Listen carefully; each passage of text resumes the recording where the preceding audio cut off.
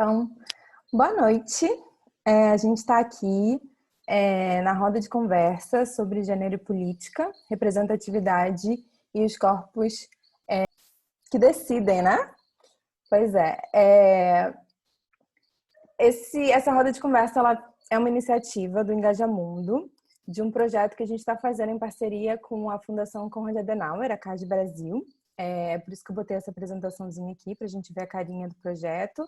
Se chama Se Liga no Problema, Sintoniza na Solução. Esse projeto ele tem um objetivo de transformar as metodologias que o Engajamundo tem para o virtual, para que nesse tempo de isolamento a gente consiga estar reproduzindo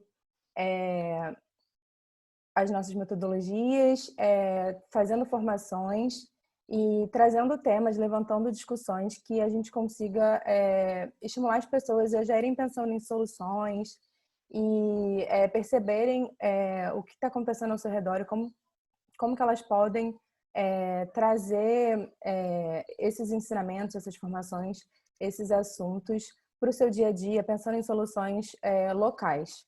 Então, essa apresentação não é nem para esse evento de hoje, eu vou parar por aqui ela, para vocês conseguirem ver a gente direitinho. Então, parei. E hoje a gente está aqui com a Joyce Trindade, do Mulheres Negras Decidem e também do podcast Expresso 2222. 2222, que a gente Ah, fala. É uma perdão. música do Gilberto Gil. É verdade, adoro essa música. Então, do podcast Expresso 2222, a gente está com a Rafaela Brites, que é aqui do Engajamundo, também de várias outras iniciativas. E a gente está aqui com a Cime, que é da AGBLT.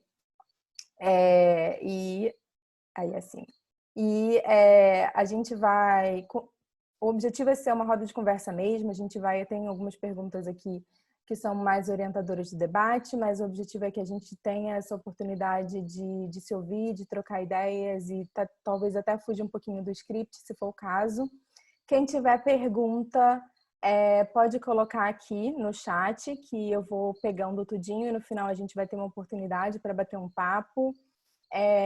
Fiquem à vontade, meninas, para, enfim, falarem o que vier na cabeça aqui. A gente não tem muito um limite, né? A gente quer mesmo falar sobre esse tema, entender por que a gente está precisando de mais mulheres nesses espaços, quais são os corpos que precisam estar aqui, por que isso tem que acontecer e como que nesse ano, tipo, ano eleitoral, né? A gente está aqui às vésperas, né? Há 4 meses das eleições municipais.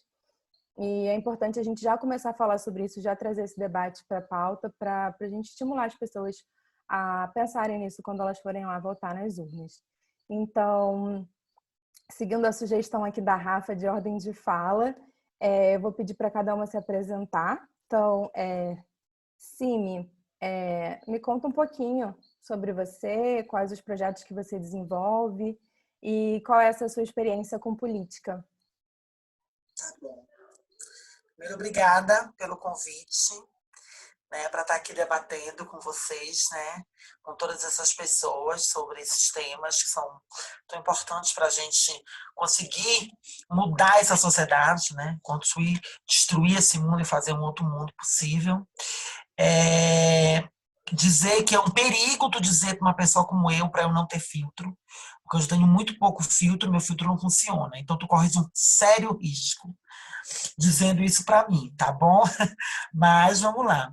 Quem sou eu, né? Eu sou Cime Larra, eu sou paraense, eu sou filha da Amazônia, como a gente costuma dizer na minha terra. Eu sou filha de uma família, de uma mulher ribeirinha. Minha mãe nasceu numa ilha. Meu pai tinha a Priscila Leotti, maravilhosa aqui conosco. Né? Minha família tinha um comércio numa ilha, então é desse lugar que eu venho, de um lugar muito religioso, né, muito católico, de uma família que vivia nessa ilha no meio da Amazônia. E muito cedo, eu me vi no lugar da política. Eu me vi, porque assim, eu sempre fui uma pessoa questionadora. E aí eu sempre olhava para as outras pessoas e indagava por que que elas me tratavam diferente. Por que que elas me viam diferente, né? Porque eu não me achava diferente de nada. Eu nem sabia muito bem o que que era eu, né? Mas eu sentia essa diferença. Então, esse meu modus operandi, questionador, né, de não aceitar passivamente as coisas desde muito cedo, desde muito nova, muito por conta da minha mãe, que é professora e que, né, sempre me colocou as coisas mais assim. Eu comecei a ler literatura com 10 anos de idade, então era uma coisa assim que a leitura fazia parte da minha vida, né? Então, ser filha de professora também me trouxe isso. E aí, não tinha outro caminho possível que não a organização política para a gente questionar, né?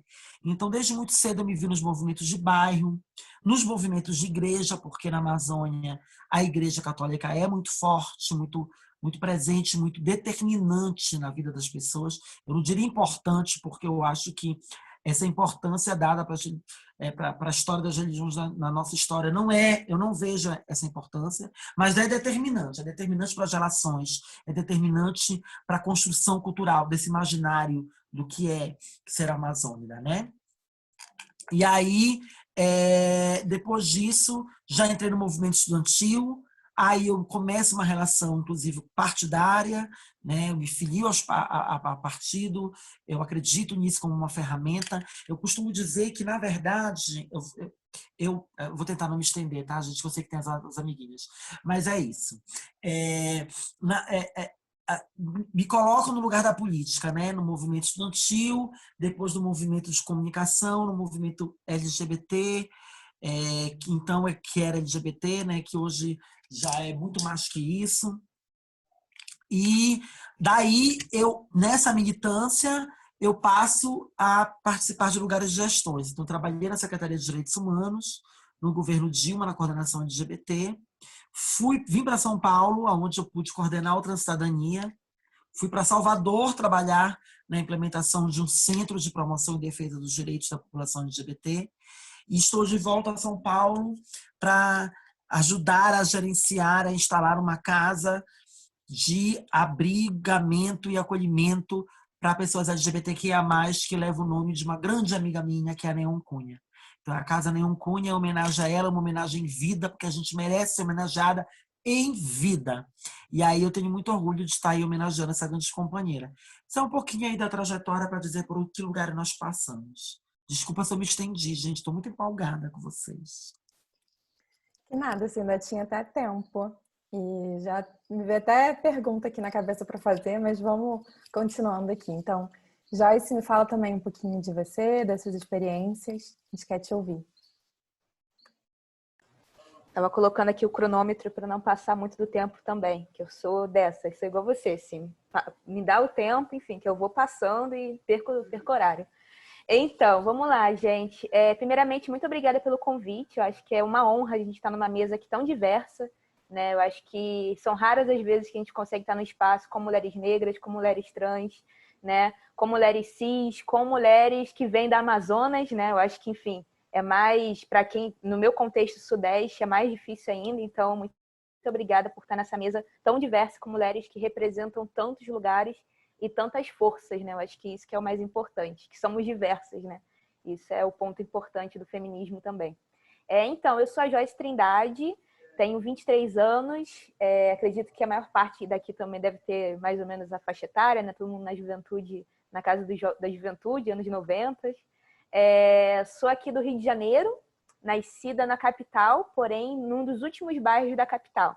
Sou nascida no bairro chamado Cosmos, que é muito distante do centro do Rio de Janeiro, né? E com isso a minha vida é marcada por muitos atravessamentos territoriais, que no caso é uma área que eu estudo muito, inclusive, que no caso a gente percebe que muitas das vezes não é apenas só a educação, não é apenas só a saúde, mas sim muitos fatores, inclusive o território é um dos principais fatores que dificultam nosso acesso aos espaços de poder, né? Então, no caso, ter o território como elemento marcante é algo muito importante, né? Assim como a Cine contou um pouco do relato dela, de alguém que morava numa região ribeirinha, né? Claro que o meu contexto é outro, de uma região periférica do Rio de Janeiro, mas é para a gente sempre demarcar esses lugares de onde vemos, porque isso determina para onde vamos também, né? E no caso, eu sou essa pessoa, venho dessa região do Brasil, né? Desses Brasis que nós temos.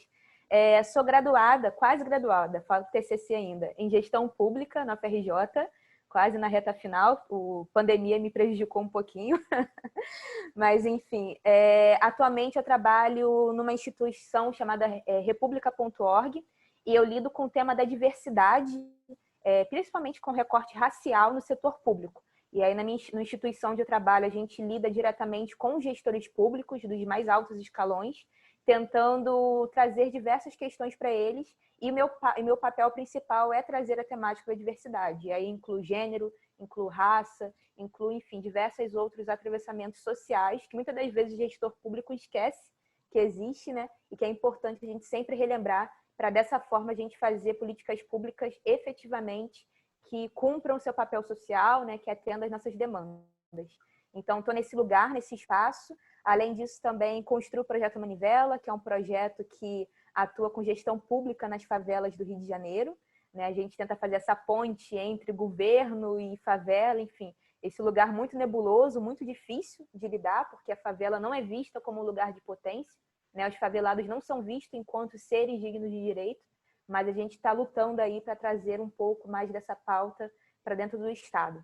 Além disso, atuo no Mulheres Negras Decidem, que é um movimento que eu convido vocês muito a seguir também, principalmente nesse período de eleição, né? É um movimento que a gente traz essa temática sobre a importância de mulheres negras nos espaços de decisão, especialmente nos espaços legislativos, né?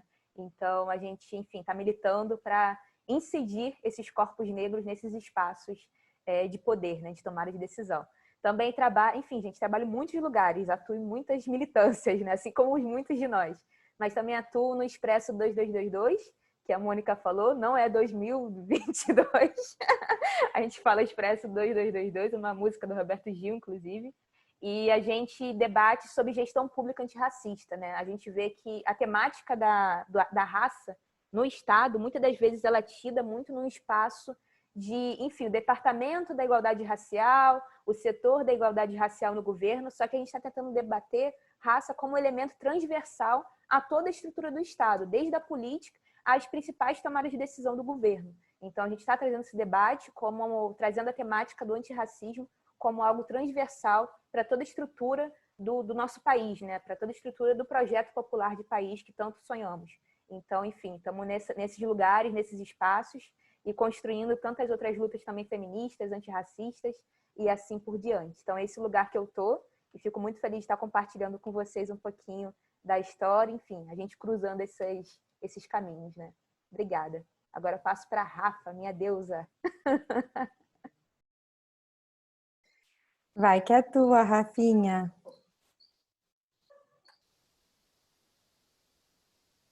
Consegui. Ai, meninas, salve, salve, né, pessoal, meninas, é muito, como é bom, né, é muito satisfatório, né, ver essa mesa, ver que a gente conseguiu fazer esse evento, né, Mônica, depois de tudo, apesar de tudo. Estou muito grata também por terem topado o convite, né, vejo vários nomes muito queridos, né, como a Pri Leotti, aqui, Ana Rosa, Bengás, e muita gente.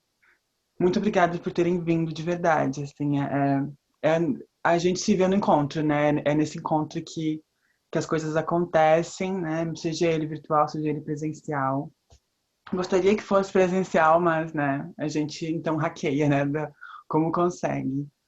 Eu sou Rafaela, tenho 23 anos também, sou do Engajamundo também, e também atuo em algumas outras iniciativas, como o coletivo Vote LGBT, a iniciativa Me Representa e o Movimento Girassol. Aqui na minha cidade, eu sou de São Borja, no Rio Grande do Sul, na fronteira com a Argentina, assim, é longe.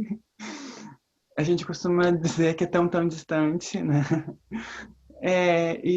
Assim, brincando, mas também entendendo, né, que o território da gente, como dizia Joyce, implica em como a gente vai se formando, mesmo que a gente se forme em negação constante com esse território, né? Porque a minha região da fronteira oeste aqui do estado, ela é muito marcada por um tradicionalismo gaúcho muito ferrenho, né, e muito conservador. Então, além de também ser uma cidade, né, com um histórico político muito forte, né, de figuras políticas nacionais, né, como alguns presidentes e alguns outros políticos que não me orgulho nem um pouco, né, mas ser desse território deles, né, é uma experiência também de muita resistência, né? Como que a gente se faz enquanto essas sujeitas tão dissidentes, né, da norma, dentro desse território marcado, né, por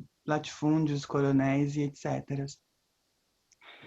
E é muito louco pensar, né, que esse território ele é um território de conflito real, né, de conflito desde guerras, assim, desde encontros de colonizações diferentes, né, enfim, várias tretas, né.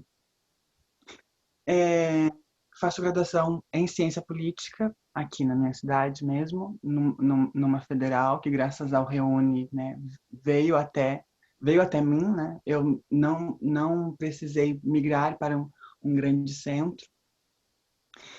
E isso também acaba me ajudando a entender melhor a como a gente pode apreender e instrumentalizar, né, a política, as estruturas do Estado, né?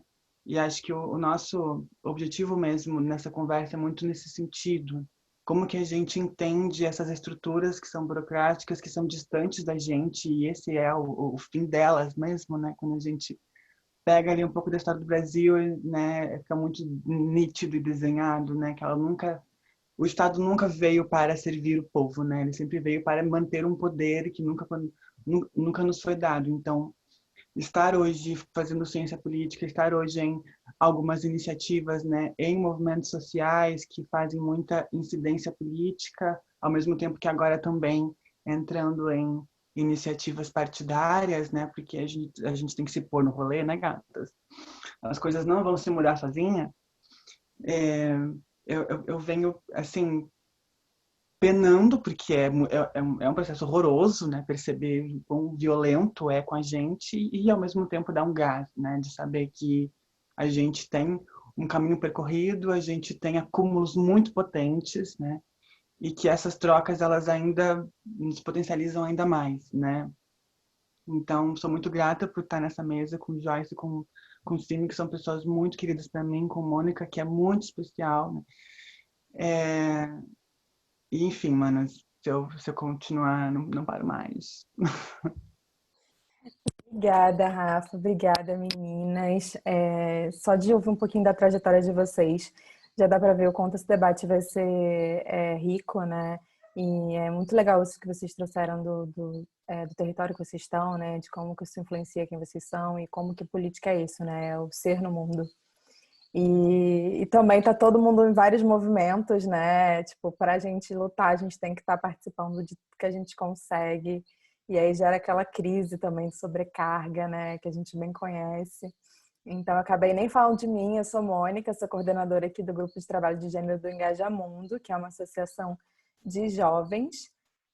Se você é jovem, tá vendo isso, não conhece o Engaja, tem entre 15 e 29 anos, entra lá no Instagram, @engajamundo, ou no site engajamundo.org e vem participar, vem ser mobilizador, ativista com a gente.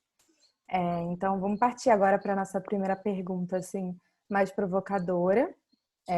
Seguindo a ordem, a gente vai começar com a Cime. Então, Cime, na sua opinião, por que a gente precisa de mais mulheres e maior diversidade de corpos nos espaços de poder e tomada de decisão? Eu sei que é uma pergunta bem aberta, mas aí eu acho que essa foi a provocação mesmo para a gente ter liberdade de, enfim, de trazer outros assuntos dentro desse. Então, vai lá. Tá. Quando eu ouvi essa primeira pergunta a primeira vez, e aí eu já pensei de lá até agora, eu pensei 1000 coisas para falar. E nada dá conta de responder essa pergunta. Mas por que eu acho? Assim, primeiro motivo que eu acho que a gente precisa de mulheres, dessas corpas todas, nesses lugares que nunca foram nossos. Que são nossos, mas não são ocupados por nós. Primeiro motivo que eu acho é que a humanidade ela tá dodói. Esse mundo não deu certo. É terrível falar isso. Mas, assim, eu acho que esse mundo não deu certo. Que a humanidade está extremamente adoecida. E que a minha primeira vontade era, assim, botar uma arma na mão de cada uma aqui, a gente sair louca, entendeu? Tomar o poder na marra, fazer uma grande revolução, botar o Congresso abaixo, implodir e fazer uma grande república. Eu queria fazer isso. Não dá para fazer isso, sim, ainda, ou pelo menos ainda não. E aí, se na marra não dá, a gente tem que fazer de alguma outra forma. E aí essa é uma das formas.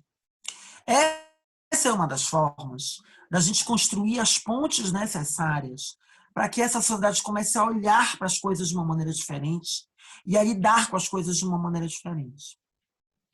Porque esse sistema que está colocado e que gere esse mundo que não deu certo e que essas regras sociais que nós, esta humanidade, estabelecemos para conviver, também não deram certo e também não nos servem, exatamente porque tudo isso foi construído por um olhar e uma lógica que tenta colocar, né, no centro do comando, do poder, né, uma lógica, e não é que seja os homens, é que a lógica é patriarcal.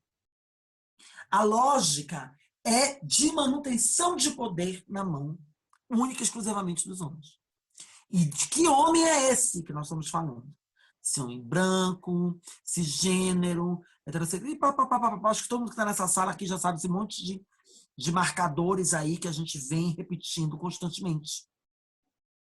Então, colocar, né, conquistar esses lugares de poder, que são lugares que geram a sociedade. A gente está falando do legislativo agora, porque a eleição está perto, né, do executivo, do legislativo, desses lugares em que a eleição nos leva, porque a gente também não se enxerga nesses lugares, mas a gente está falando de todos esses lugares de poder.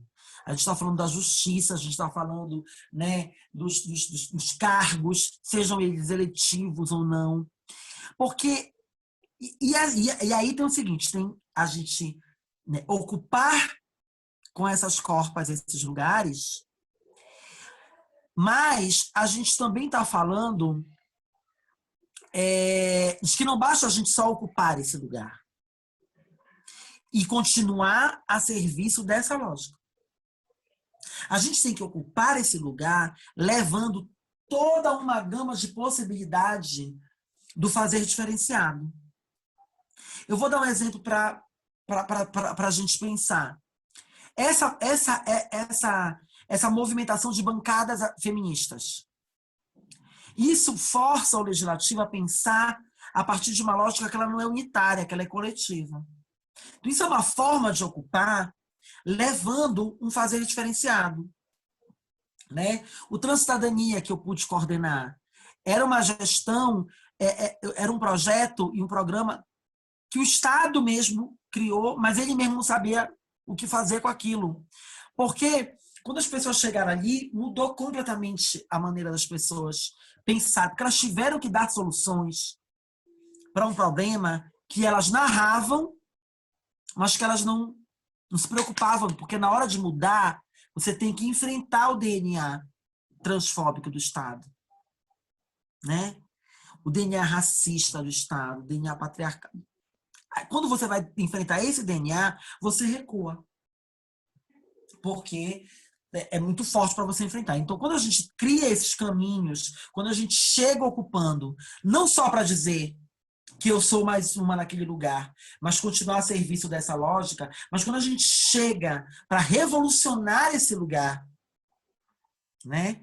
Quando a gente chega cheia de tijolinho numa mão, cimento na outra, pá na outra, aí as pessoas já ficam com medo, achando que a gente vai botar tudo abaixo, colocar tudo para cima de novo, que é isso que a gente faz. Né? A gente chega para dar um reset nessa lógica, nessa maneira que as pessoas têm de fazer essa mesma coisa sempre, né? E quando a gente faz a partir de uma lógica, a gente deixa alguém para trás.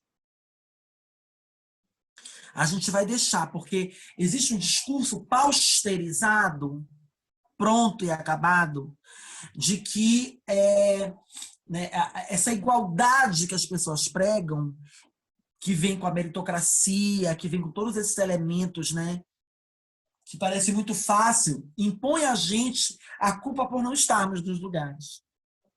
Né? No caso de nós, travestis, eu falo desse lugar, me reconheço como travesti, né, que ocupamos a prostituição, né, as pessoas passam na rua e elas dizem que a gente não está no trabalho, que a gente é uma safada, né? É uma safadeza. Eu tô ali porque eu quero, né? Eu prefiro estar ali, né? Porque eu quero fazer sexo todo dia, eu sou uma safada, eu sou o pecado, e eu não posso existir. Porque se eu que chegar numa escola, é o diabo, Satanás, conquistando tudo. Essa é uma narrativa enlouquecida que nos culpabiliza por não estarmos nesses lugares. E quando a gente ocupa esses lugares, nos é colocado vários obstáculos para a gente não estar ali naquele lugar. Né? Então eu vou para a escola, aí tem a questão de que menino brinca com menino, menina brinca com menina, que tem o brinquedo do menino, o brinquedo da menina, e aí isso vai crescendo para a questão das roupas, aí isso vai crescendo para a questão dos temas que você debate em sala de aula, aí isso chega na universidade, os obstáculos eles vão crescendo.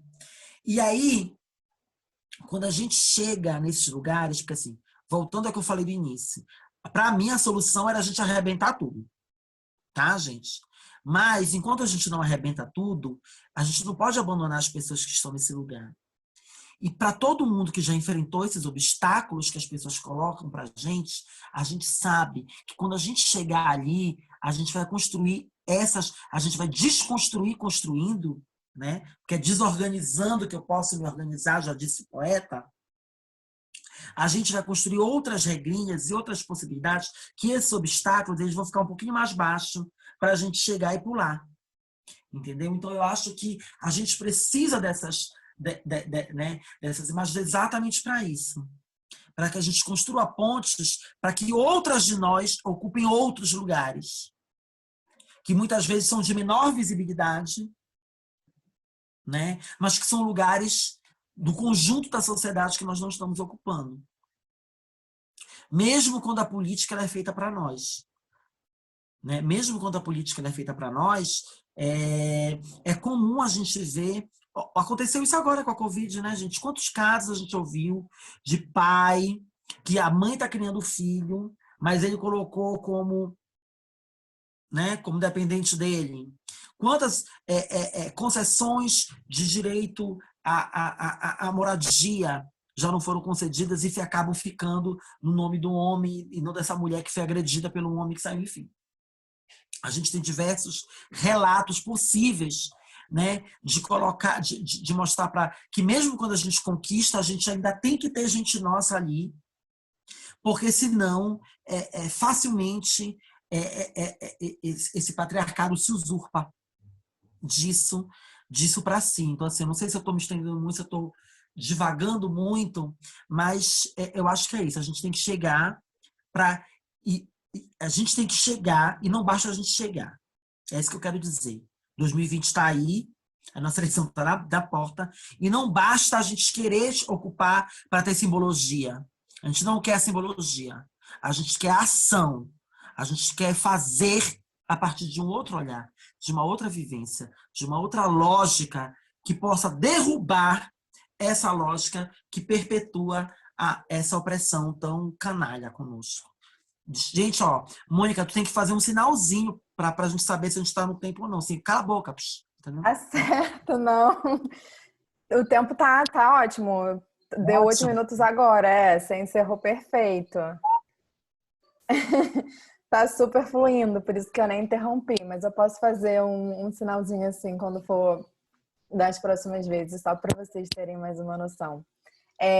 Sim, muito bom te ouvir, é isso, né? Tipo, a gente vive nesse mundo feito pelos homens para homens, né? Para eles se manterem no poder. E é muito bonito ouvir isso que você falou de a gente não quer ocupar esse espaço por simbologia, né? A gente quer ação. Então, vamos continuar aqui o papo, não vou me estender também. Joyce, agora com você, me conta aí também o que você pensa disso. Boa, gente. Só uma pontuação que não é discordando da Simi, mas que eu vejo também numa outra lógica, que eu aprendi há pouco tempo com alguns amigos meus, é que, na verdade, a gente tem discutido que esse mundo deu certo, mas deu certo para um tipo de pessoa, né? Eu acho que é essa a grande questão. No caso, o mundo não deu errado, na verdade, eles conseguiram projetar tudo aquilo que eles quiseram, que era o povo preto, pobre, no seu espaço e morrendo, né? E eles no poder. Então, acho que deu certo para quem planejou toda essa maracutaia, né? Para quem planejou essa estratégia de mundo da qual nós não existimos, né? Ou não deveríamos existir. Eu acho que até nessa pauta de existência tem uma informação que eu acho que é muito relevante, poucas pessoas geralmente falam, é que no caso as políticas, né, racistas de literalmente eliminação do povo negro no Brasil no início dos anos 1918, por aí, né? Lá no início do século passado. E no caso essas políticas, que era política pública, era lei, né, decretava que não poderia existir a migração de povos, né, africanos, de pessoas vindas de origens africanas, mas era legalizado e estimulado a migração de pessoas vindas de territórios europeus. Então a gente vê que o Brasil tinha um plano, e o plano era embranquecimento da população, e esse plano, né, no caso, o plano deles era que agora em 2021, ano que vem, no caso, existiria apenas 10% de pessoas negras no Brasil. Só que a gente, enfim, não deu certo o plano deles, esse plano não deu certo, e a gente hoje em dia é 54% da população nacional, né? Então, no caso, a gente vê que o planejamento deles era esse, né? Que os corpos negros, os corpos pobres, os corpos trans e assim por diante, indígenas e tantos outros corpos, não estivessem aqui, né? Mas só que nós somos resistência desde muito tempo atrás, né?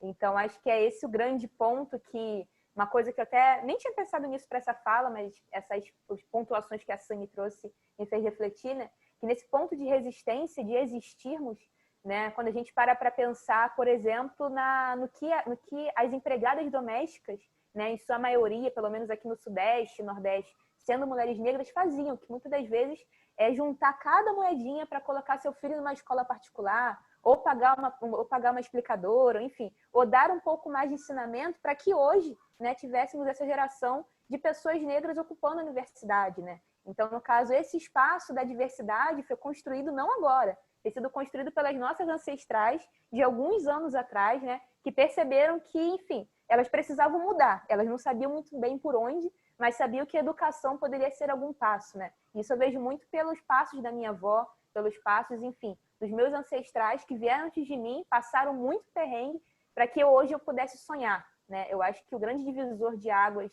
das pessoas geralmente é o sonho, né? O acesso ao sonho.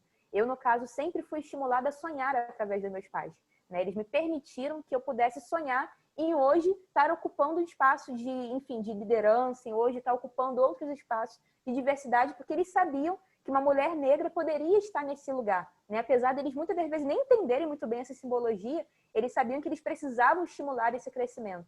Então, acho que para a gente sempre reconhecer também essas lutas do passado, né? Que o passado, no caso, ele nutre o nosso presente, né? Então, a gente nunca pode se esquecer dessas lutas ancestrais. E aí, para a gente entrando novamente para o tema, que eu falei muito aqui, coisas diferentes, eu queria mostrar aqui só um materialzinho para vocês, que eu acho que ilustra bastante essa temática, né? Já que a gente está abordando mais sobre política. Conseguem ver? Acho que sim, né? Agora sim. Tá. Eu só não... Como que eu abro aqui mesmo? Viu? Aqui. Eita. Parecendo aquela tia que não sabe mexer na internet. Boa. E é só alguns numerozinhos que eu acho importantes para a gente estar ilustrando um pouco mais dessa conversa, né? Por exemplo, quando a gente está falando de mulheres, e aqui eu me coloco muito na fala de mulheres negras, que é o lugar que eu tenho mais poder de fala, né? é porque, no caso, as mulheres negras representam no Brasil 28% da população. Então, a gente está falando da maior número de população demográfica, né? Um número muito expressivo que não se compara com nenhum dos outros números da população do Brasil. Então, a gente é a maioria nesse espaço. Porém, quando a gente vai entrar no espaço de poder, e aí aqui, por exemplo, o Congresso Nacional, a gente tem apenas 2%. Então, é um número extremamente nebuloso, sem ter métricas, né, que mostrem o porquê disso. Só que quando a gente olha a história, a gente olha todas as políticas públicas criadas no passado, a gente tem explicação desse número ser tão discrepante, né? De você ter 28% de uma população, enquanto ela só ocupa 2% de um Congresso Nacional, né? Então, é um número muito absurdo. E aqui, em números totais, a gente tem de 513 pessoas que ocupavam esse espaço, 10 apenas eram mulheres negras. Então, é um número absurdo, né, quando a gente para medir, para calcular. Mais um número também que eu acho legal da gente poder estar medindo, né, das mulheres negras, é que a elegibilidade de mulheres negras ela é muito baixa em comparação dos demais tipos de candidatos no nosso país. E aí eu acredito que de mulheres trans esse número deve cair ainda menos, né? Mas, no caso, a gente estava falando, por exemplo, em 2014, as mulheres negras tinham apenas 1,6% de elegibilidade. O que significa? Que, no caso, comparando com homens brancos, por exemplo, a nossa chance de entrar nesse espaço de poder era de apenas 1,6%. É muito baixo em comparação com os outros homens. Porém, quando a gente vai olhar, por exemplo, esse cenário de mulheres negras, né? Porque quais são esses tipos de mulheres negras que ocupam esse espaço da diversidade nos cargos eletivos, a gente vê que são mulheres negras que geralmente já têm uma graduação, uma pós-graduação, um mestrado, enfim. É um perfil de mulher negra que já está num espaço social muito acima da maioria, né, das outras mulheres negras. Porém, quando você vai comparar essas mulheres negras que estão eleitas com homens brancos, você vê que o cenário não é esse dos homens brancos. Muitos deles, inclusive, são homens que só acessaram até o ensino médio, por exemplo. Muitos deles não entraram na graduação. Então, não é menosprezando as pessoas que não acessaram a graduação, mas é mais para mostrar que, no caso, para a mulher negra conseguir acessar qualquer tipo de poder, ela tem que ultrapassar, né, várias barreiras e vários obstáculos. Então, ela não é apenas uma pessoa que, enfim, pode falar bem, uma pessoa que tem capacidade política, etc. Não, ela precisa ser uma pessoa com títulos, né, com graduações, etc. Então, acho que são termos muito importantes para a gente ter em mente que, no caso, o cenário é muito crítico, né, das mulheres negras conseguirem ocupar esse tipo de espaço, né? E aí, o último slidezinho que eu acho que é legal também de vocês verem, né, que, no caso, o número de mulheres negras candidatas ao cargo legislativo é o próximo ao número de mulheres brancas candidatas também. Então, a gente está vendo de um cenário onde a gente tem números muito similares de candidatas, aqui na bolinha, né, dá para vocês verem, por exemplo, que, no caso, mulheres negras soma-se, né, o número de mulheres pardas e pretas, e é um número muito similar ao número de mulheres brancas que estão ali se candidatando. Porém, quando você vai ver o cenário de quem consegue se eleger, as mulheres brancas têm 3,2% mais chances de ganhar. E quando eu digo aqui mulheres brancas cis, né, que eu acho que é mais uma coisa também para a gente diferenciar, né, desse cenário. E aí, enfim, a gente está falando de postos muito difíceis de serem alcançados. Deixa eu só interromper aqui, que era mais esses números mesmo. A gente está vendo aqui um cenário de números, né, que são muito alarmantes, que mostram a dificuldade da gente conseguir ocupar essas estruturas e o porquê disso tudo, o porquê da importância das mulheres ocuparem esses espaços, né? Ontem, na segunda-feira, eu estava num debate com uma mulher negra também, que é lá de Brasília. Ela ocupa um espaço legislativo lá em Brasília, e ela estava comentando disso, que no caso, por exemplo, o mandato dela, né, a equipe dela de trabalho, é composta majoritariamente por mulheres, em sua grande maioria mulheres negras e mulheres trans. E eu perguntei para ela o que isso impacta, né, na sua promoção de políticas. Ela falou tudo, Joyce, tudo. Porque, no caso, as minhas políticas públicas que eu promovo aqui no meu cargo são muito mais transversais. Eu consigo ver as diversidades populacionais, eu consigo ver as peculiaridades, eu consigo ver as demandas que um homem branco, cis, de classe média alta, não consegue enxergar, né? Eu acho que é essa a grande questão. Quando nossos corpos estão nesses espaços de poder, a gente está falando de atenção primária a todas as demandas sociais, né? A gente consegue ter um olhar para o transporte público, porque, por exemplo, eu, uma mulher negra da periferia do Rio de Janeiro, eu sei muito bem o problema que é o transporte público do Rio de Janeiro, o caos que é o transporte daqui, o tempo que eu levava para chegar na minha faculdade, por exemplo. Então, quando eu entro na política, eu consigo ter um olhar muito mais específico e muito mais atento para essa demanda que é do transporte público, para a saúde pública e assim por diante. Porque, no caso, eu preciso dessa atenção do Estado, né? Eu preciso dessas entregas do Estado. Então, dessa forma, você tem um olhar muito mais atento e muito mais particular, né, para conseguir, de fato, atender às particularidades das mulheres e assim por diante. Então, no caso, quando a gente está falando de mulheres ocupando os espaços legislativos, né, a importância disso não é apenas a representatividade, assim como a Cine falou, né? Não é apenas dar close naquele lugar. A gente não quer dar close, não quer estar de batom, não quer estar com nossos cabelos maravilhosos naquele lugar. A gente quer estar trazendo política pública efetiva, política pública que nos represente, política pública que mostre, né, o quanto que nós fomos negligenciados nos últimos 500 anos de Brasil e o quanto que nós queremos construir um futuro que nós possamos existir, né? Eu sempre digo muito no futuro afrofuturista, né? O futuro afrofuturista é isso, um futuro onde eu possa existir na minha mais máxima plenitude, onde meus direitos sejam garantidos, onde a minha existência seja garantida e, além de garantida, onde eu possa, no caso, crescer, né? Então, acho que essa é a grande questão. Porque, no caso, a gente está dentro de um cenário de país... vou terminando. Está dentro de um cenário de país onde a gente mata diariamente jovens negros, sabe? Então, a gente está falando nem de dignidade e a vida. A gente está falando de um cenário de mortes, necropolítica. Então, eu quero um afrofuturo onde, além de eu poder existir, onde além de eu poder ter meus filhos e meus filhos terem direito à vida, eles também poderem ter direito aos sonhos, né? E verem que esses números que eu mostrei aqui não vão mais existir, mas que esses números vão ser iguais, onde as pessoas vão poder alcançar efetivamente os mesmos postos de poder, de acesso e, consequentemente, construção de um projeto popular de país, né? Onde a gente possa ter direitos iguais e assim por diante. Óbvio que a gente está muito longe disso tudo, mas eu acho que esse passo, né, de mulheres estarem nas estruturas de poder traz essas representatividades e, consequentemente, atendimento às políticas públicas que, enfim, represente nossas demandas e represente também as nossas potências, né? Que a gente também é muita potência que tem dentro de nós e a gente precisa também estar representado nesse sentido. Enfim, extrapolei aqui um pouquinho, mas é isso. Ai, que gostoso te ouvir, Joyce. Muito bom. Podia ficar mais 20 minutos falando que não queria nem interromper. Mas é isso, né? A gente tem que pensar quem são as pessoas que a gente coloca nesses espaços, porque a gente precisa que elas representem as pessoas do Brasil, né? Então, esses números que você mostrou, que bom que você conseguiu trazer eles aqui, porque é muito significativo olhar isso, né? Então, vamos continuar aqui conversando. Rafa, me conta o que você acha disso tudo? O que essas corpas, que a gente precisa de mais mulheres e mais diversidade nesses espaços? Eu concordo muito com o que as gurias falaram. É isso, a louca. Mas concordo de fato, né? Tinha pensado em falar o que elas falaram e endosso isso de várias maneiras. Primeiramente dizendo, sempre reforçando que o Brasil é uma invasão que nunca terminou.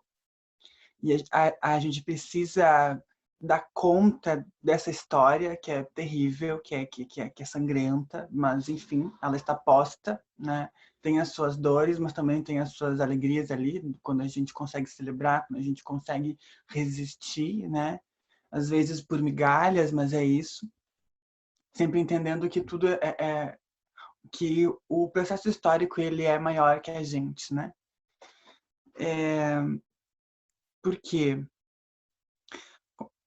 Tem uns pontos que eu gostaria de frisar, como quando Sim me traz o ponto de a gente não quer só uma simbologia, que é muito importante. A gente quer alguém que faça. Quando Joyce traz que a gente precisa que tenhamos condições de concorrer, né, a esses cargos, né? A gente está falando sobre uma reparação histórica do Estado brasileiro que nunca aconteceu. E que o mínimo assim, que a gente poderia exigir de um Estado que se preze essa reparação. no sentido de que a gente ainda está discutindo sobre como sobreviver a uma eleição, gata. O nível do drama é esse. A gente construiu, enquanto, né, várias iniciativas sociais, uma Constituição Federal lida no mundo inteiro como uma das maiores, uma das que mais garante direitos, mas a gente não consegue efetivar ela no campo de política pública e de cidadania.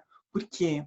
Porque mesmo ela vai muito na contramão da cultura política do nosso país, né? Então, vários assuntos, várias tretas aqui, várias contextualizações históricas para fazer, mas tentando traçar essa linha, né? Eu me posiciono sempre muito bebendo de fontes decoloniais, né? De fontes negras e ameríndias, de fontes abaixo dos trópicos. Não que eu jogue fora, por exemplo, teóricos europeus, né? Eu adoro, inclusive. Mas entendendo que para pensar o Brasil, ou Pindorama, como os povos ameríndios chamavam, né, antes da invasão, a gente precisa pensar a partir de outras matrizes, né? Inclusive para dar conta da densidade populacional, né? Pessoas negras, como o Joyce trouxe maravilhosamente bem, são a maioria do país. Então, por que a gente não está tendo como referência todo o arcabouço incrível e plural de filosofias africanas? Por que o nosso referencial teórico, e isso vai organizar, como se me dizia antes, a lógica de como se desenha o poder? Por que a gente não está, por exemplo, instituindo uma teoria política baseada em outras nações ameríndias e africanas que eram absurdamente menos nocivas com as pessoas e com o meio ambiente? É óbvio que nessas nações, muitas, diversas, tinham questões, tinham problemas. A gente, não estamos falando de um retorno mítico ao passado, né? Isso quem faz são os fascistoides, que adoram inventar um passado que foi horroroso, mas que eles adoram.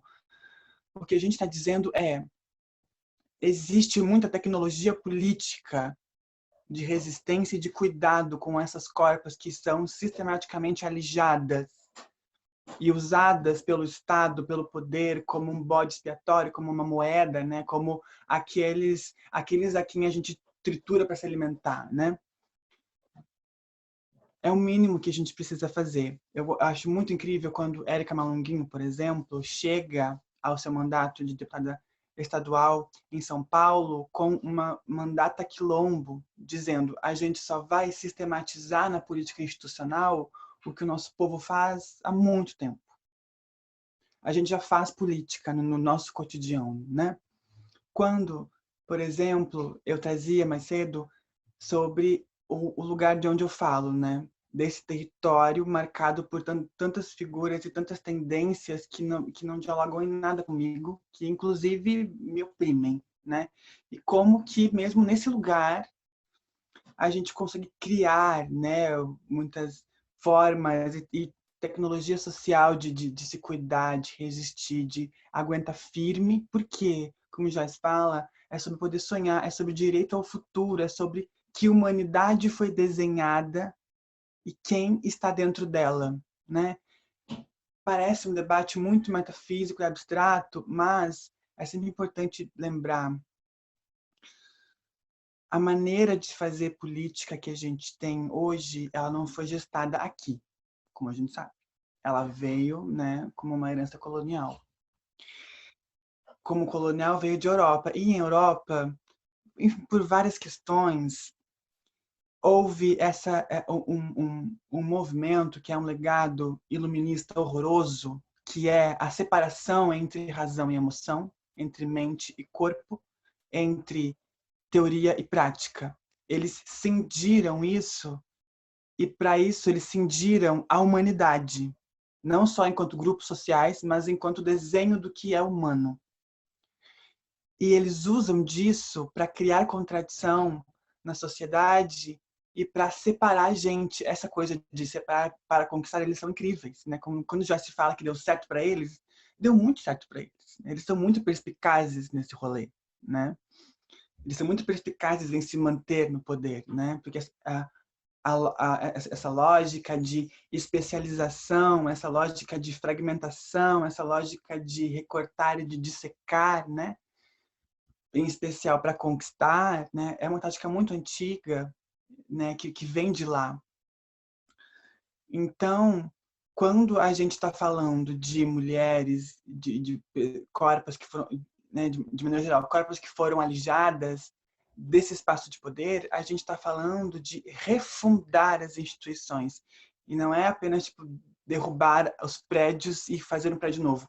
É repensar a maneira como se institucionaliza as tomadas de decisão, né? Inclusive, se a gente ainda quer usar o termo política para falar sobre isso, porque política vem da polis grega, né? E por mais que a Grécia Antiga tenha lá toda uma questão pagã, que eu adoro, tem a maneira como veio se instrumentalizando depois é bizarra, né? Então, é importante que a gente repense nosso referencial, inclusive de epistemologia, né? Do que é política, do que é instituição, do que é humanidade. Porque a política, ela é a expressão e meio que o encontro das pontas de vários icebergs, né? Porque passa por tudo, né? É ela que decide tudo. Então, não existe caminho sem política. Eu detesto a existência de um Estado tão horroroso como o nosso. Eu digo Estado enquanto, né, me caminhando para o final, de um Estado, né, enquanto essa expressão do poder, né? A maneira como ele aconteceu, eu acho horroroso, assim como eu acho horroroso existir capital e dinheiro, assim como eu acho horroroso existir um sistema penal, mas é inevitável que a gente mobilize eles em algum momento porque está posto intimamente na nossa vida. Eu não consigo viver se eu não mexer com dinheiro. Eu não consigo viver se eu não mexer com política. Então, é uma merda, mas eles nos colocaram aqui, então a gente vai ter que lidar com isso enquanto a gente não consegue refundar isso, entendendo que isso é um processo muito longo, ainda mais no Brasil. Ai, que bonito ver Rafa falando é, é tão bom ouvir essa fonte decolonial, né? Pensar essas epistemologias, pensar o quanto que a gente precisa olhar para trás para pensar o agora e para olhar para frente, né? A gente não tem como agir se a gente não entender por que a gente chegou nessa situação, por que as coisas estão ruins do jeito que estão. Então, muito bom ouvir você, Rafa. Gente, tá perfeito. E só de pensar que Joyce e Rafa têm 23 anos e estão aqui dando essa aula maravilhosa pra gente. Por quê, né? Por que essas pessoas não estão nos lugares que deveriam estar, ocupando tanto todo esse país? A gente precisa de mais pessoas assim. Então, sim, agora vamos voltar para você fazer a nossa última pergunta. A gente propôs aqui de perguntar como que a gente pode estimular as pessoas a votarem em candidatas que levem mais representatividade para esse espaço do legislativo executivo. Então, o mundo tá daquele jeito, pronto para, né? Não deu certo, ou deu só para algumas pessoas em particular. Como é que a gente muda isso? Como é que a gente, já que a gente não pode estalar o dedo e fazer com que tudo mude, né? Como é que a gente faz para enfrentar esse sistema que a gente tem posto e como é que a gente faz para mudar ele e por que o voto é uma das opções, né? Tipo, como que a gente pode pensar isso considerando o nosso eu, né? As nossas ações. Bom, eu já tava assim, eu tava até deitada aqui, gente, quando eu tive que ligar a câmera correndo, porque eu tava amando, assim, né? Primeiro que porque assim, eu sou muito escrachada, né? Eu falo alto, e elas são mulheres que estão falando com uma doçura que eu estava me sentindo assim, abraçada por vocês, assim, eu tô amando, assim, a cabecinha tá mil coisas aqui a partir das falas, né? Essas duas falas lindas, assim, que estavam me afagando mesmo, assim, então eu tava aqui viajando, tinha até esquecido que tinha mais participação e que tinha que levantar aqui para falar com vocês, ó. Tem questões, na minha opinião, que são metodológicas, assim, que são bem pontuais dessas relações. E tem questões que nos levam a, a, a estimular essas pessoas que são mais macro, né? Tem uma relação mais micro, uma relação mais macro, né? Nessa pergunta, assim, que me vem à cabeça de primeiro momento, quando a gente recebeu essas perguntas, assim. Que eu acho que essa mais macro é de como a gente pode, no nosso dia a dia, inspirar essas pessoas, né? Porque, assim, se deu certo para uns e não deu certo para outros, para quem não deu certo, há um desestímulo muito grande nisso tudo, né?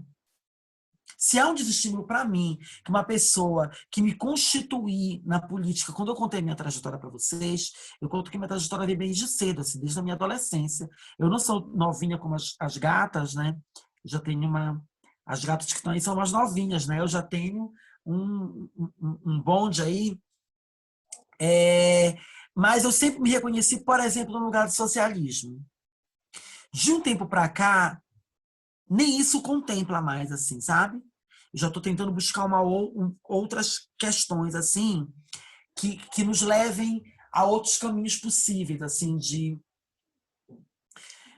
viver, que é isso que Rafa trouxe, assim, né? Viver num momento em que a gente tem que lidar com esse dinheiro sujo, literalmente sujo e sujo no todo, né? Esse sistema que tem um sistema penal tão escroto como esse que a gente convive, não basta só um sistema que ainda transite nisso, né? Precisa de uma outra coisa, assim. Como a gente inspirar confiança nessas pessoas que estão tão desestimuladas, assim. Então, assim, o que fazer no nosso dia a dia para além de apresentar um nome para essa pessoa, né? Para além de chegar com um nome, porque esse sistema, eu vivo isso dentro da rede que eu coordeno, assim. Eu sou presidenta da BGLT. Isso para mim é extremamente conflituoso, porque as pessoas esperam que você está ali naquele lugar e que você tem que fazer aquilo, e ela te delegou esse poder, né? Então, te deleguei isso para você. É quase um Marte, né? Você é uma Marte, você tem que fazer isso, né?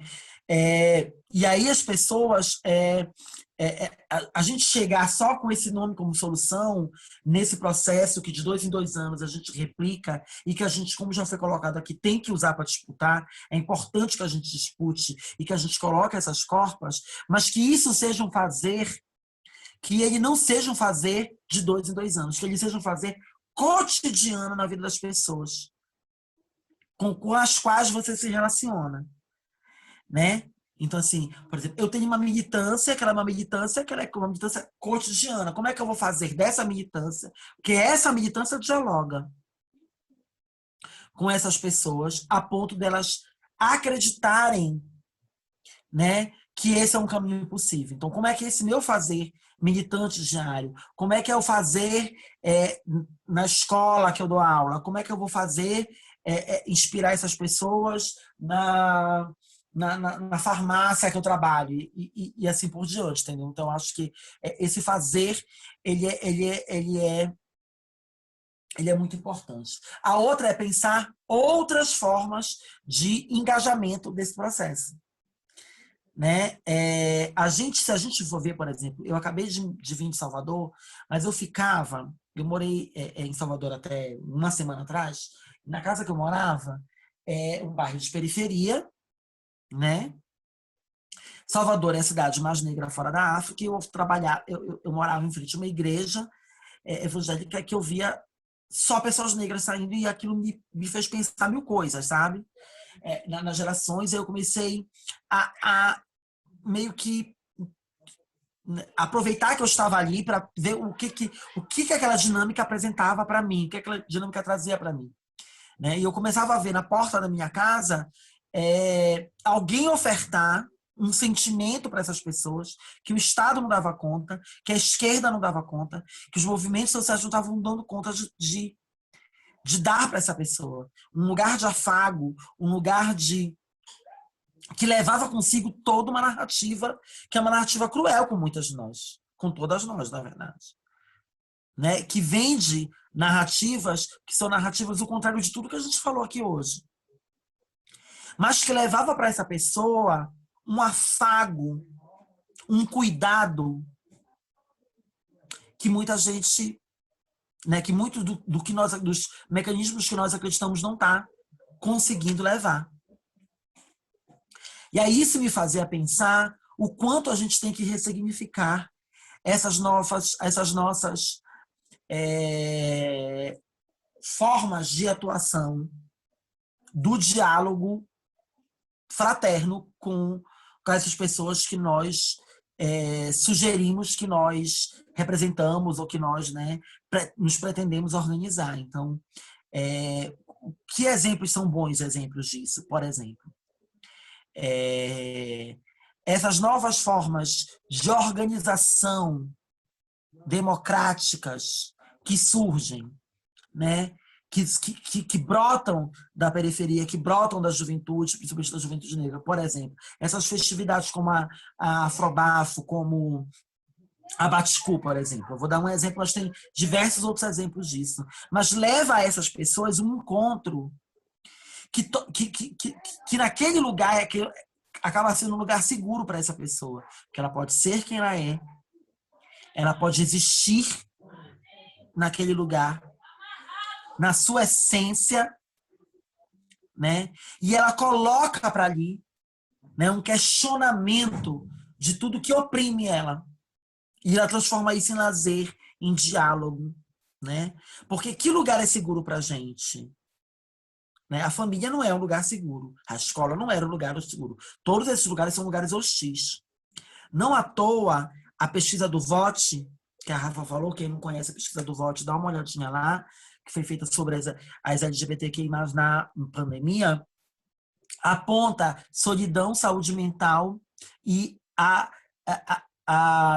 o sentimento de, né, um saudosismo às redes de proteção. O que isso quer dizer para a gente? Quer dizer que as nossas vivências são vivências que se sentem muito solitárias.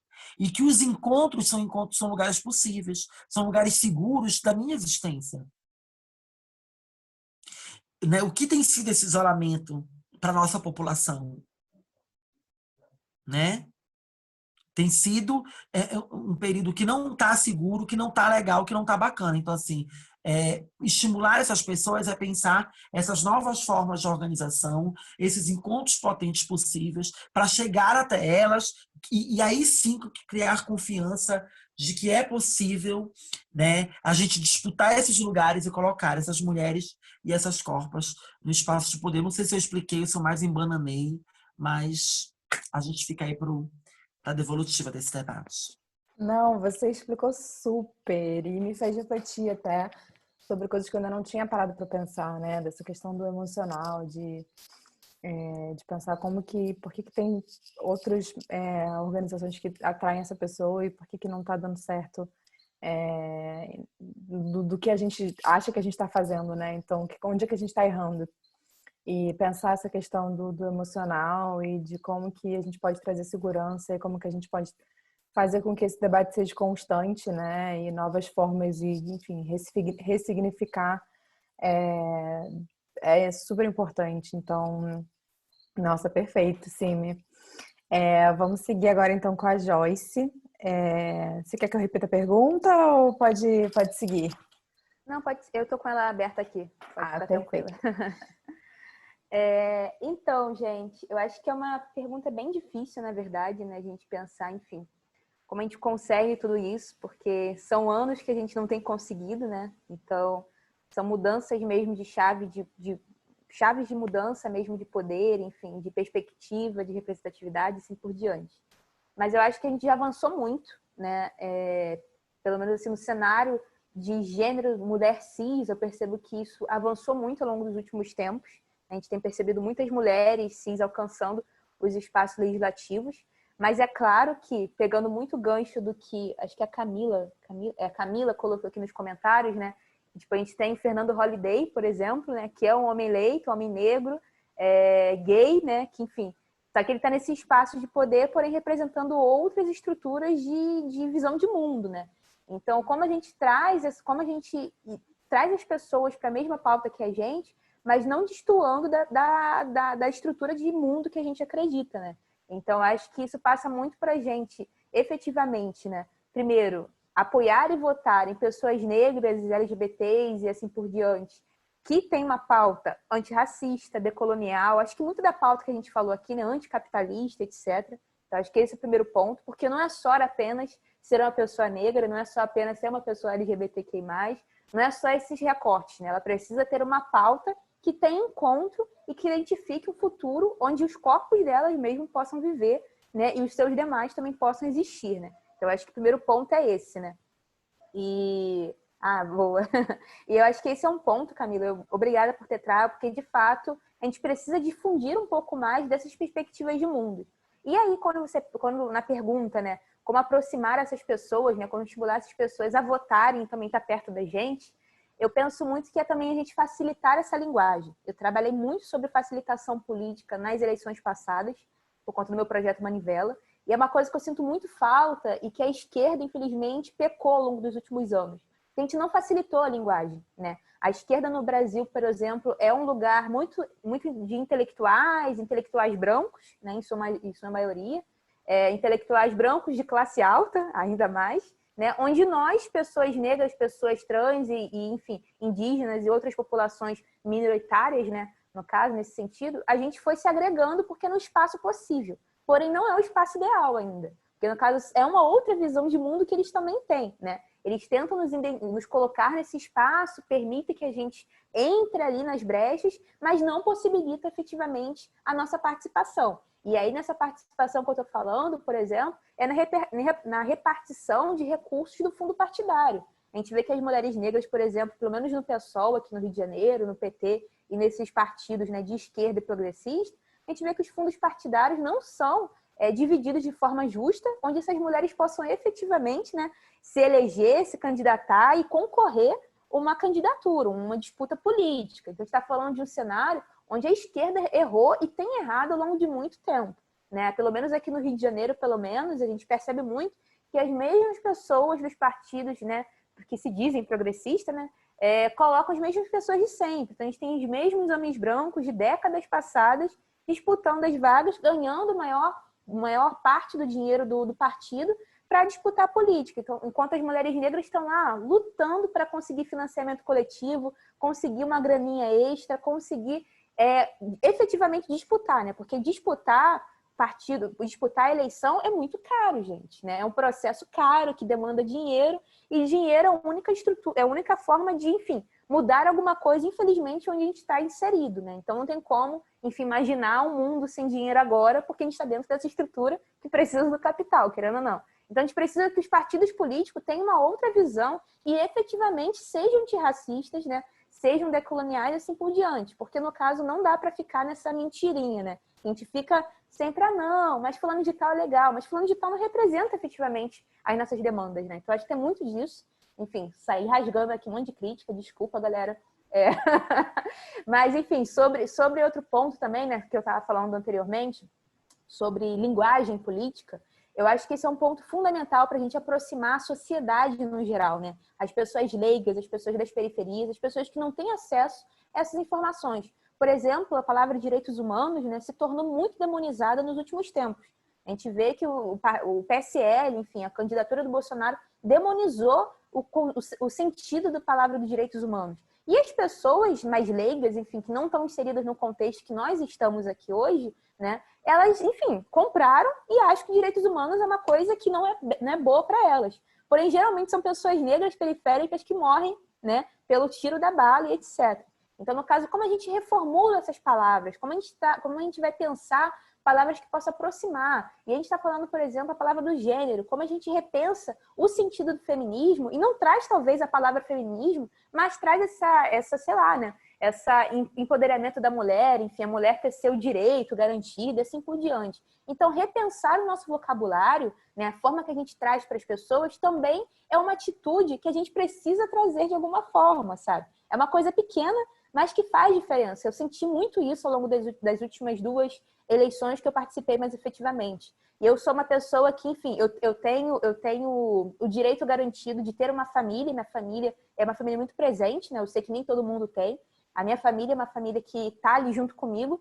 E eu utilizo muito esse espaço familiar para militar também. Então, por exemplo, eu faço educação política, sei lá, toda vez que eu encontro meus primos, meus tios, assim por diante, para explicar para eles, porque não adianta também eu militar da porta para fora e não militar da porta para dentro, né, com os meus. E esse é um erro que eu vejo muito com muitos jovens, né, que estão ao meu redor. A galera, tipo, não fala para a família o que está acontecendo, sabe? Não tenta dialogar naquele espaço que é uma micropolítica, mas a micropolítica é fundamental. Eu penso, por exemplo, na minha mãe, uma mulher negra que tem várias amigas ali no bairro, né, que são, enfim, mães de outras famílias, e como que a minha mãe, sendo uma pessoa consciente, a partir de mim, que estou ali compartilhando com ela conhecimentos, ela pode compartilhar com outras pessoas e assim por diante a gente fazer micro revoluções, sabe? A gente não pode só sonhar com uma grande revolução, porque isso está longe, né? Sendo bem realista, isso está longe ainda. Então a gente tem que pensar nessas micropolíticas e aí parte pela aproximação, pelo afeto, como a Simi falou, como a Mônica falou, o afeto é algo fundamental que a gente não tem tido.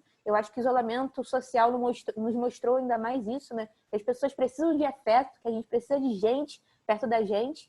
Então, acho que trazer uma política mais afetuosa, com palavras mais simplificadas, e que a gente consiga aproximar essa população periférica, né? Mostrando para eles que sim, eles precisam ter direitos, né? E não demonizar esses termos, faz com que a gente consiga repensar essa estrutura e futuramente ter mais pessoas, enfim, pessoas subalternizadas, né, efetivamente nos espaços de poder. Eu acho que passa muito por isso, né, por diversas questões e, como eu falei anteriormente também, é a gente efetivamente lutar por dinheiro dentro do partido, né, por espaço na televisão, por, enfim, por coisas mínimas que isso também nos é negado dentro da estrutura, né, enfim, branca e muito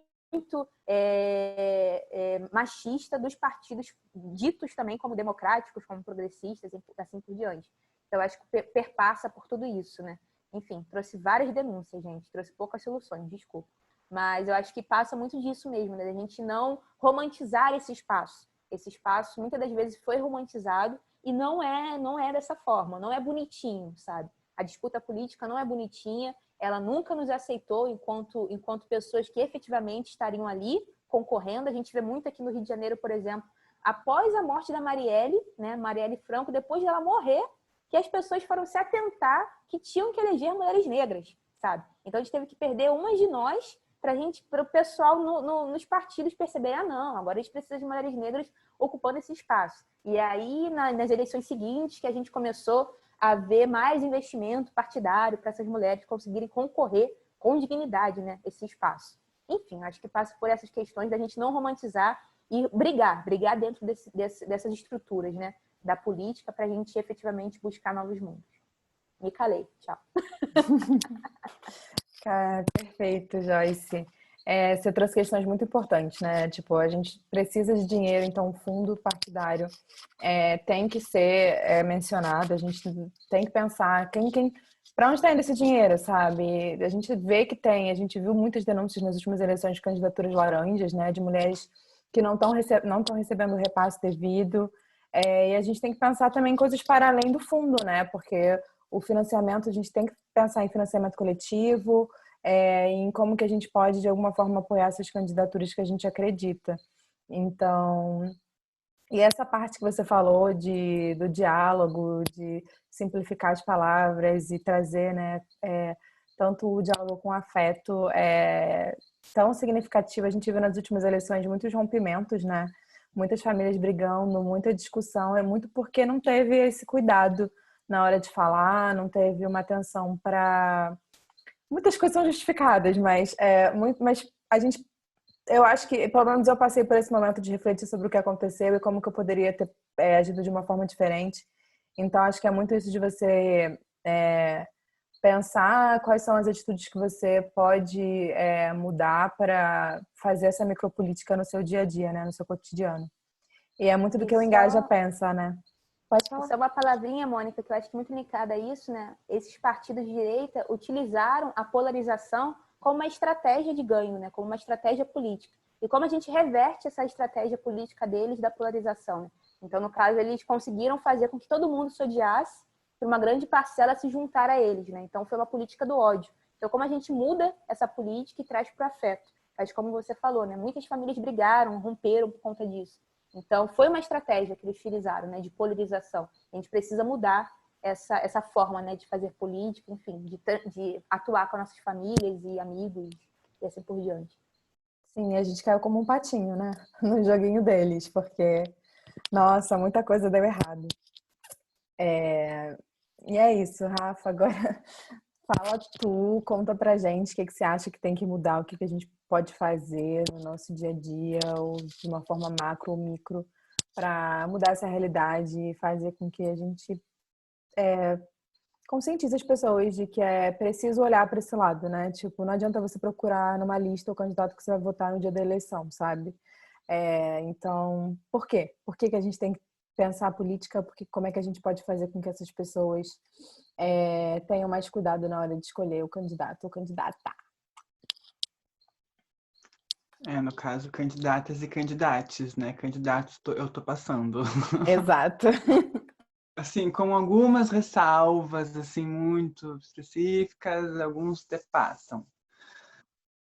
Eu penso que problemas multifacetados exigem estratégias multifacetadas. E todas elas passam pelo afeto, indiscutivelmente. Assim, concordo e endosso novamente Simi e Joyce no sentido de dar à população um conforto e um espaço de elaboração da emoção que a gente não deu. A gente, enquanto esquerda, né, entendendo que esquerda é um campo amplo de muita disputa e muita briga, né? E várias coisas, assim, penso que existe um caminho que está ligado ao nosso comportamento, né, a uma ética um pouco mais pessoal, de como a gente vai se portando nos espaços que a gente está, como a gente usa a linguagem, como a gente ressignifica a linguagem, como a gente também decoloniza muito do debate público feito pela esquerda, as agendas que ela defende, as hegemonias que estão dentro da esquerda, né? As hegemonias privilegiadas dentro da esquerda, que para mim um dos piores problemas, assim. Eu já tive muitos embates com homens de esquerda, né, marxistas, revolucionários, né, que não entendiam quando eu trazia as minhas pautas, né, enquanto uma pessoa transvestigênero, enquanto uma pessoa pansexual, quanto alguém que leva a sério a questões como pessoas não binárias, né, isso não é uma invenção, porque as pessoas estavam no Tumblr lá se cortando e resolveram inventar uma comunidade. Não, isso fala sobre ancestralidades diversas, né? Diversas sociedades no mundo não ocidental viviam, né? Hoje bem menos, porque foram, né, perseguidas e colonizadas, mas há registros de sociedades com muito mais do que dois gêneros, né? Então, como assim a gente inventou, né? Essa petulância dessa racionalidade eurocentrada que a gente inventa, que a gente descobre, que a gente faz uma ciência que né? Eles produzem o conhecimento universal, aí a gente é específica, a gente é pontual, a gente é as identitárias, né? Aí eu fico pensando, né, quem, na verdade, é mais identitário do que homem branco que defende homem branco, né? Isso, inclusive, dentro da esquerda. E aí eu penso que, para a gente, existe um processo de qualificar o nosso debate sobre como levar e sensibilizar pessoas, né? Como fazer com que pessoas queiram participar, queiram saber de política primeiro, e como que a gente pode, né, ofertar para elas, né, essa construção e fazer com que elas participem da construção, né? Não seja alguém que vá durante a campanha e vota na gente e aí depois deixa de lado, né? Não é sobre isso. E ao mesmo tempo, como a gente faz para que essas pessoas, em especial essas mulheres, em especial mulheres negras e trans, se candidatem, né? A gente está vendo nesse ano, gatas, muitas mulheres desistindo de suas candidaturas em função de pandemia. Do tipo, eu me sinto muito mal de estar fazendo, por exemplo, tentar fazer uma vaquinha para financiamento coletivo da campanha, porque eu não quero pedir dinheiro para as pessoas em plena pandemia, né? E aí, assim, também tem essas ciladas que eles nos colocam, né? Sobre essa pandemia, ela veio para escrachar, né, gente? Todos os gargalos que a gente já vivia, ela veio para, assim, jogando no ventilador, né? Se a gente não mudar agora, eu não sei mais. E penso que essa estratégia, né, multifacetada, ela tem que ser por fora e por dentro. E acho que o ponto de contato são os partidos, né? Como o Joyce já trouxe, eu endosso a denúncia e ela tem que ser feita, né, com muita seriedade, com um debate qualificado, mas também envolvendo anseios populares, que é o partido deve fazer jus ao que ele se propôs, que é garantir que esse país seja democrático. Os partidos existem por uma luta democrática, ao menos eu achava que era. Então a gente foi tudo enganada, né? Se a instância que garantiria a nossa participação política inicial, que são os partidos, não estão fazendo, então é uma grande cilada, né? Que é o que a gente vem entendendo, que a democracia ela acontece em alguns lugares, né? Para a gente, as marginais, né? As que estão distantes desse modelo de corpo e de território, não rola, né? Eu aqui em São Borja, no interiorzão, no bairro periférico, né? Eu sou do bairro do Paço, né? Que é conhecido na cidade como bairro periférico, e adoro ser de lá, né? Apesar de odiar o Rio Grande do Sul, eu adoro ser do Paço. Então, assim, né, como que a gente faz um trabalho a curto, a médio e a longo prazo, entendendo cada demanda de cada um deles, mas sem parar, né? Entendendo que a longo prazo se faz necessário reinventar a razão para que a gente não separe mais da emoção, não separe mais do corpo e reinvente os espaços de decisão, os espaços de política, os espaços de cidadania e enfim, né? Como que a gente vive enquanto sociedade, porque esse modelo de sociedade está crise, né? Está falindo, a razão pensada está falindo.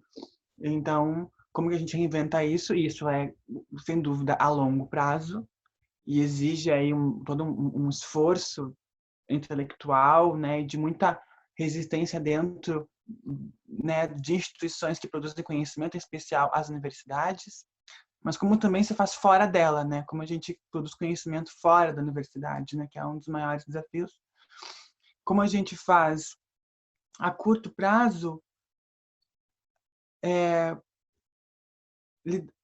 organizar as nossas vontades, as nossas indignações, nossas raivas em projetos, né, políticos eleitorais, né? Como que a gente vai pedir para uma mana se colocar num pleito que é absurdamente violento, né? Como a gente está cuidando das nossas ativistas, das pessoas que a gente está colocando para frente, né? Acho que assim, Marielle é um caso trágico que não deveria ter acontecido, né? E ainda assim a gente precisa aprender com esse erro. Então, Marielle é um grito de várias coisas, e principalmente sobre cuidado, sobre como a gente está cuidando das pessoas que a gente coloca no front, né? Eu tive, assim, nas minhas experiências pessoais, né, quando eu entro na universidade, entro para 1001 movimentos, movimento estudantil, representação discente, não sei o que lá, 1001 coisas, né? E as pessoas adoram, vai lá, a Latrava maravilhosa, incrível, vai lá, puxa o bonde, vai na frente. E aí, quando enfeia o rolê, quando o rolê fica feio e a gente vai apanhar, tu olha pro lado e não vê ninguém. As pessoas que te aplaudiram já foram embora. Ou seja, a gente não quer palco, porque essa cisão, sempre cai nessa cisão, né, entre um palco e um público, entre alguém que faz e alguém que fala. Essa cisão, ela precisa ser superada. E esse trabalho é também a longo prazo, mas ele também é a curto e médio prazo, ao passo que a gente se junta de maneira afetuosa. Tá bom, já, gata, há pouco tempo. A gente se junta de maneira afetuosa para ser visionária mesmo. Aí a gente, enfim, pode ser banca petulante, banca metida, porque a gente quer ocupar tudo mesmo, entendeu? Porque a gente tem projeto, a gente tem qualificação, a gente tem as melhores propostas, né? Joyce trouxe antes sobre como a gente, por ser a ponta, viver todos os problemas da sociedade. Não tem ninguém melhor que a gente para resolver eles, né? Eu digo, esse país tem que ser entregue nas mãos de mulheres negras e trans, porque não é apenas uma reparação histórica, mas assim, é a melhor, é a via melhor. A gente somos as mais qualificadas para lidar com os problemas, para fazer política pública, para lidar com os poderes. Enfim, penso que é difícil, penso que os erros da esquerda são muito graves e indígenas, sem dúvida nenhuma. Obrigada, Joyce. os erros da esquerda foram muito graves, né? Elas insistiram numa herança iluminista falida, em ficar lendo o Capital para as pessoas e assim, gata, não rola, né?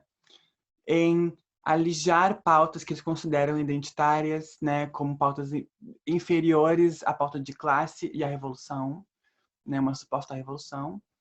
Então, assim, ser anticapitalista é fundamental, mas a gente precisa de projetos políticos múltiplos, plurais, que saibam lidar com corpos que não são o deles.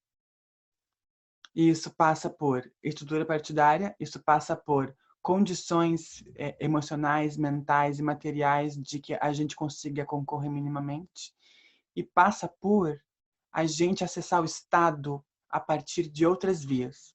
Via política pública também, mas via concurso também. A gente tem que estar lá dentro, no judiciário, no executivo, no legislativo. Esses 3 poderes têm várias instituições que têm vários cargos. Os concursos são horrorosos. Eu fico vendo o concurso para ser diplomata, né? Porque a gente é metida, né? Eu vejo, e é um concurso horroroso. Ele é horroroso. Ele é muito, assim, o ápice da elitização dos concursos. Mas é uma disputa que também tem que ser feita. Não tem trans diplomata. Eu nem sei se existe em algum país que exista. Então, assim, odeio ser a primeira, mas aonde tiver que ser, a gente vai ter que abrir. Detesto, por exemplo, ter um cargo público muito engessado, cheio de normas hierárquicas. Detesto. Mas é um preço que a gente vai ter que pagar. Para quê? Para que a gente consiga estar em vários lugares, para que quando a gente tiver condições melhores, a nossa estratégia multifacetada consiga dar conta do tamanho do gargalo que é a desigualdade, enfim, como o Brasil vem se estruturando. Chega, cancelem, me veste aqui que senão eu vou Posso continuar falando. fazer um comentário nessa fala da Rafa? Por favor, Vai lá. amada.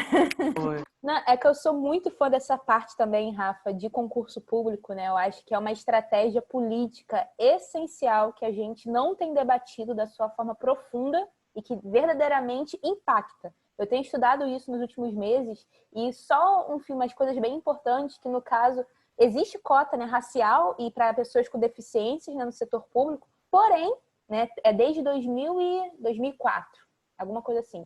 Não, 2014, não, 2004. Por aí, gente. Enfim, me perdoa os números. Mas, no caso, a gente vê que o Brasil cada vez menos tem feito concursos públicos. Então, são leis e direitos que temos garantidos, porém não tem como ser concretizados porque o Brasil cada vez mais não tem realizado concurso em todas as suas estruturas. Então, como a gente vai ingressar dentro desses espaços, né? Se no caso existe uma lei, mas não existe espaço para a lei ser aplicada, né? Como a Rafa falou lá no início do debate, a nossa Constituição é linda, as nossas leis são uma das mais, enfim, bem vistas no mundo. Mas será que está sendo aplicada, né? E é a mesma coisa para o concurso público. Não existe concurso público não existe lei de cota, né, para as mulheres trans no concurso público. Existe para negros e pessoas indígenas e pessoas com deficiências, mas não tem espaço para a gente poder concorrer, né? Não tem onde implementar esse tipo de coisa. Então, acho que é um debate profundo para a gente começar a discutir a lei de cotas nos cargos também de indicação, nas construções de mandatos e assim por diante, porque são estruturas que nós precisamos estar, né? E a gestão pública é o lugar onde se efetiva as políticas públicas. Se a gente não está lá, não vão fazer da forma certa, né? Então, acho que é um tema importante. Obrigada, Rafa, por ter trago, porque, enfim, muitas das vezes é esquecido, né? E a gente precisa trazer ele à tona. Perfeito, meninas. Fala, Só Rafa. um parentezinho, por favor. Quando se fala, por exemplo, em lei de cotas, eu acho que assim, cotas eu ainda acho pouco, né? Deveria ter muito mais. Por exemplo, o Itamaraty, falando ainda de diplomacia, ele foi um dos primeiros dentro da gestão pública a ofertar, né, uma ação afirmativa. Ele tinha uma bolsa para pessoas negras, né? Porque o concurso é difícil, envolve muitos anos de preparação, muito dinheiro envolvido, então eles custeavam, né, esses estudos de pessoas negras, e aí depois, quando se inclui, né, via lei a todos os cargos, né, também entra para o concurso, mas ele mantém ainda essa bolsa. Mas mesmo assim, o número de diplomatas negras e negros é minúsculo. E a gente está falando de uma instituição que coordena a política externa de um país. A política externa de um país não é algo, assim, pouco banal, né? A gente tá falando de uma política externa que tem diversos braços, em uma complexidade muito grande e que precisa ter a cara do Brasil. Não faz sentido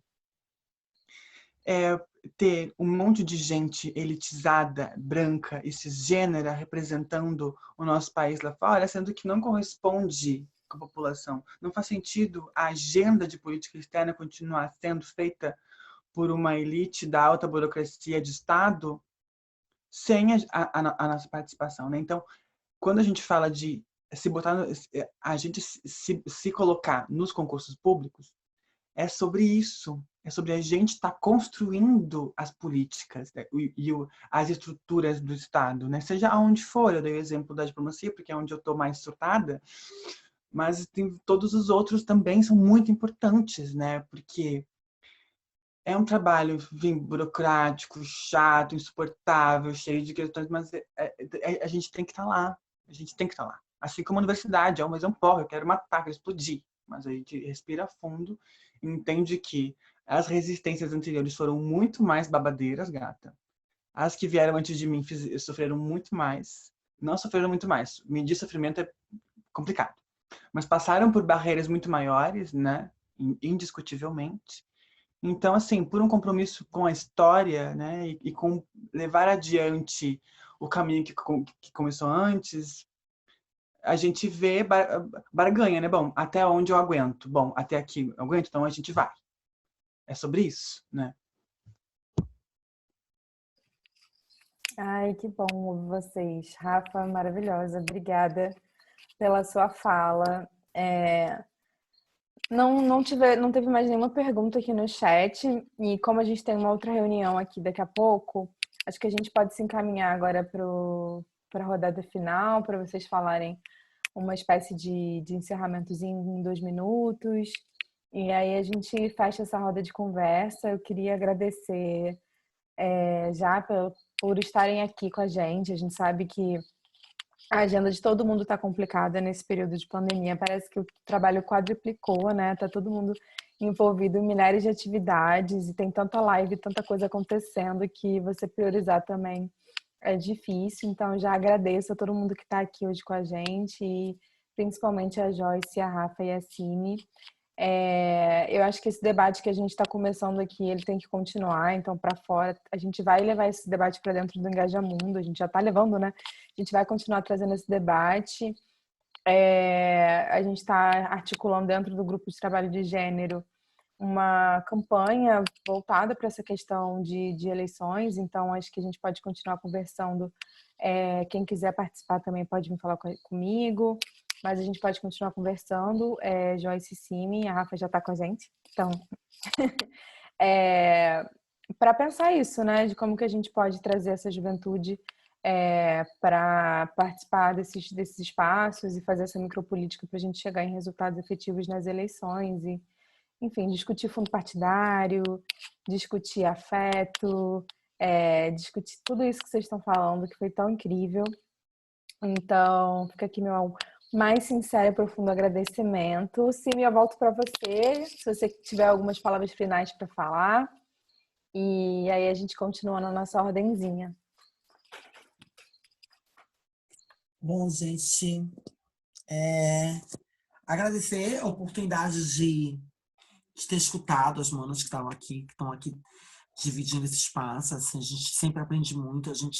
Esse período tem sido um período muito diferente, né? Assim, porque a gente tem se escutado muito mais, na minha opinião. Assim, a gente está enlouquecida de coisa para fazer. A gente está fazendo muitas coisas ao mesmo tempo. A gente está deixando de fazer outras coisas. A gente sente falta desse encontro presencial.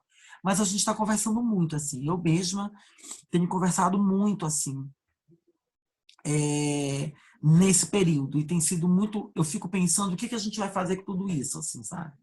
Se quando passar isso, a gente vai esquecer e sair louca, ou se a gente vai, né, realmente usar isso, sair semeando aí campos lindos para que a gente produza um outro fazer, uma outra, né, maneira de ocupar esse lugar aí. E aí, assim, só para encerrar, assim, da fala das companheiras, ficou para mim assim, essa questão do fundo partidário, essa questão né, das ocupações, e a minha tomada acabou de dar tilt aqui, mas assim, esses espaços, eles também têm sido espaços, a gente tem que tomar muito cuidado com isso, que assim, a gente vai conquistando espaço e essa galera, ela vai entendendo o que a gente está ocupando e ela vai usando a gente, as nossas estratégias, para tentar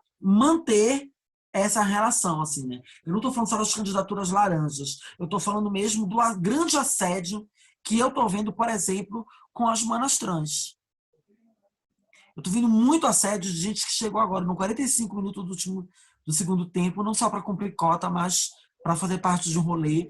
Então, esse último período, eu mesmo criei 3 grupos de trabalho, assim, grupos de conversa com amigas que nunca tiveram nesse meio e que eu descobri que estavam agora como candidatas. Então, assim, para a gente tentar se acolher também nesse período e fazer com que isso seja um processo mais potente, né, do que de reprodução mesmo, assim. Então, para além de tudo que foi colocado, a gente pensar também como nesse período, para além de tudo que a gente conquistou, para fazer valer o que a gente conquistou, também de se acolher muito nesse período, porque a gente vai precisar muito, principalmente as nossas companheiras que estão dando aí seu corpo, sua cara. Ah, tá. Obrigada.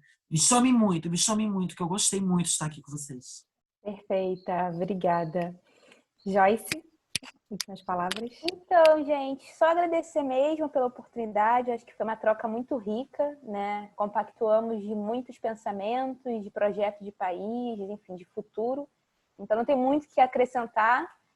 Enfim, continue falando com a gente, me segue lá. A gente pode continuar trocando ideias, futuros e mundos juntos. E acho que é isso. Acho que já falei bastante ao longo do debate. Mas muito obrigada e contem comigo mesmo para a gente poder continuar construindo, enfim, projetando outros mundos possíveis, né, para os nossos corpos. Acho que é isso. Um beijo.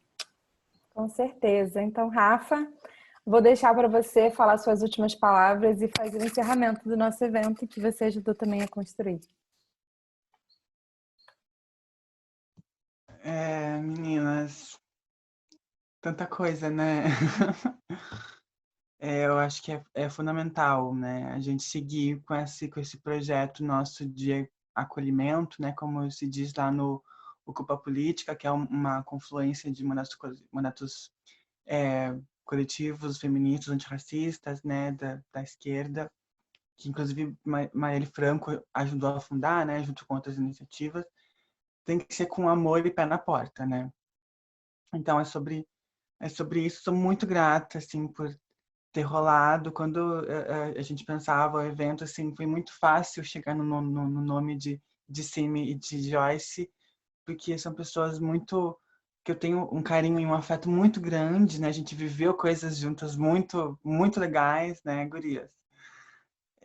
E são pessoas que têm, né, como vocês puderam ver, né, esse acúmulo, essa visão, essa maneira, né, de construir, de mobilizar até o invisível para a gente seguir, né, aguentando, resistindo e com muita força, com muita vontade, com um quentinho no coração. Sou muito grata, de verdade. Sou muito grata às pessoas que vieram, às que ficaram até o final, às que ficaram até a metade, enfim. Penso que a gente pode seguir conversando, enfim, com quem quiser, por outras vias, né? Eu vi que alguém tinha erguido a mão, não consegui ver bem quem era, mas, enfim, a gente pode conversar, trocar e-mail, enfim, a galera tem meu número. Muito obrigada por terem comparecido, gente. Esse foi um evento, né, que foi muito independente, né, apesar de vir de um projeto e de uma parceria tão institucional e tão marcada. A gente construiu um espaço aqui nosso muito, muito bom, muito potente, né, com muita confluência, então sou muito grata por isso e é nisso que eu acredito, assim. Então, penso que a gente deu um check com sucesso na nossa atividade. Sou muito grata, enfim, a todos e até a próxima.